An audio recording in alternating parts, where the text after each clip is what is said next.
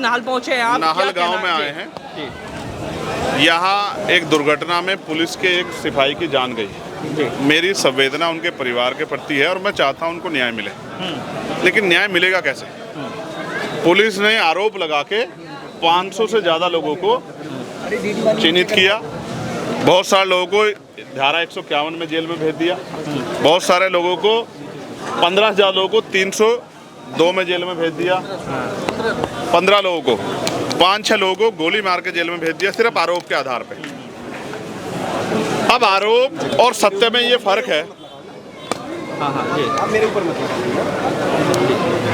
आरोप में और सत्य में फर्क है कि उसके बीच में एक दायरा है जांच का।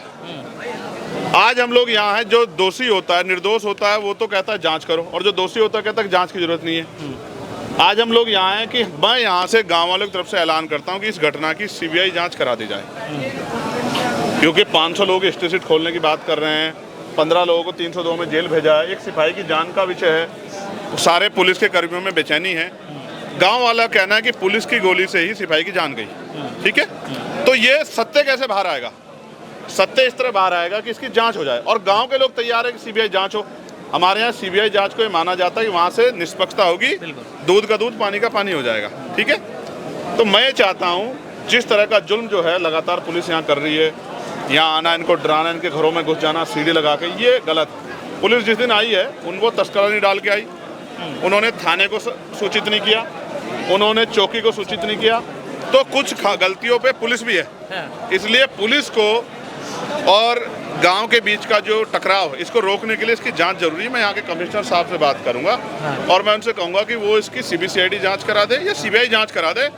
गांव के लोग इस जांच के लिए तैयार हैं, जिससे कि निष्पक्ष कार्रवाई हो जाए और जो दोषी उस पर कार्रवाई हो। पुलिस के सिपाही को भी न्याय मिलना जरूरी है, हम उनके साथ खड़े हैं, और हम गाँव वालों के भी, निर्दोष लोगों के साथ भी खड़े। हम दोषी के समर्थन में नहीं है, जिसको पकड़ने आए थे, जो दोषी है उसको उठाए, कोर्ट से सजा दिलाए, फांसी चढ़ा दें। लेकिन अगर इसके आड़ में निर्दोषों पर अन्याय होगा तो ये सही नहीं। सैकड़ों डीवीआर यहाँ से पुलिस ले गई है रात में सीडी लगा के घरों से। ये अच्छा नहीं है, ये गलत है। इससे जो है एक भय की स्थिति पैदा हो रही है। अगर सत्यता है तो डीवीआर ले जा क्यों रहे? पुलिस तो लगातार बयान जारी करती है ना, वीडियो भी जारी करती है कि देखो भाई इस घटना में हम पे आरोप लग रहा है, सच्ची है। तो वो अगर गोली चली है और गोली लगी है और आम आदमी द्वारा लगे तो उस वीडियो को भी जारी कर दीजिए, एविडेंस के तौर पर रख ले। जी जी सांसद जी, जहाँ घटना घटी है वहाँ पर सीसीटीवी कैमरे थे, उसकी भी डीवीआर निकाल ली गई, और जिस घटना जो घटना हुई है वो सीसीटीवी में कैद है। पुलिस क्यों सार्वजनिक नहीं कर रही है? मैं भी आपसे ये कह रहा जो है, इसीलिए हम लोग जांच की मांग कर रहे हैं ना जी, इसीलिए हम लोग जांच की मांग करें, सीबीआई जांच हो जाए, जिससे दूध का दूध पानी। जो दोषी होगा हम उसका समर्थन नहीं करेंगे, लेकिन निर्दोष पे कार्रवाई ना हो, इसका ये तो कानून भी कहता है ना कि निर्दोष पे कार्रवाई नहीं होनी चाहिए। ये गलत है, ये गलत है। इस प्लान के माहौल को रोकने के लिए हमारे लोग 26 तारीख से यहाँ लगे हुए हैं, लगातार प्रशासन से बात कर रहे हैं, ज्ञापन दे रहे हैं, और गांव में भी आ रहे हैं। अभी तक मुझे जानकारी थी यहाँ पीएससी लगाई गई थी, आज पीएससी हटाई गई। सांसद जी, आपके प्रतिनिधि मंडल ने भी आवाज उठाई थी कि गांव में जो है जी जी देखिए, अहमदाबाद की घटना पे मैं ये कहना चाहता हूँ कि मैं अभी दुबई गया था 6 तारीख को। एयर इंडिया की फ्लाइट से मुझे दुबई जाना था, 7:20 की फ्लाइट थी। 2 घंटे पहले 2 घंटे में बताया गया कि एयरक्राफ्ट में कुछ टेक्निकल फॉल्ट है, वो ठीक किया जा रहा है। वो फॉल्ट ठीक नहीं हुआ। 3 घंटे बाद हमें एयर इंडिया के दूसरे एयरक्राफ्ट से दुबई के लिए कहा गया कि आप इससे जाएंगे। एयर इंडिया के मोस्टली एयरक्राफ्ट में इस तरह की परेशानी खबर आ रही। हो सकता है उस हादसे का शिकार मैं भी हो जाता, मैं 11A पे बैठा हुआ था, हो सकता है कि आज मैं इस दुनिया में ना होता।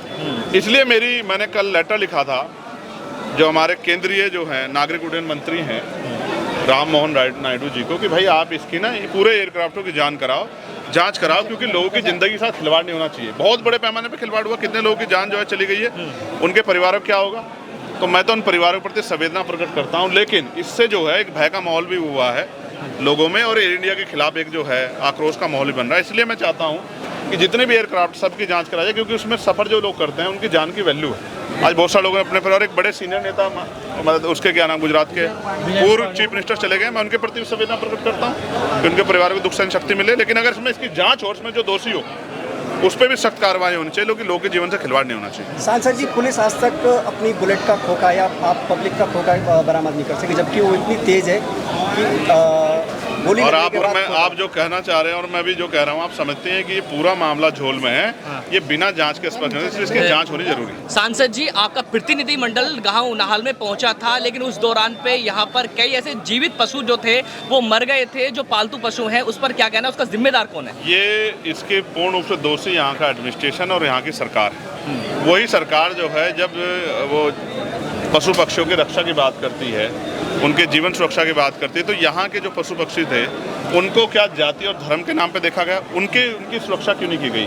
उनकी जान गई, इसका मुआवजा जो है इन परिवारों को मिलना चाहिए, क्योंकि डर के माहौल की वजह से वो गए हैं। क्योंकि जब जांच होगी तभी तो पता लगा, बिना जांच के आपने लोगों को भर दिया है, तो ये गलत है।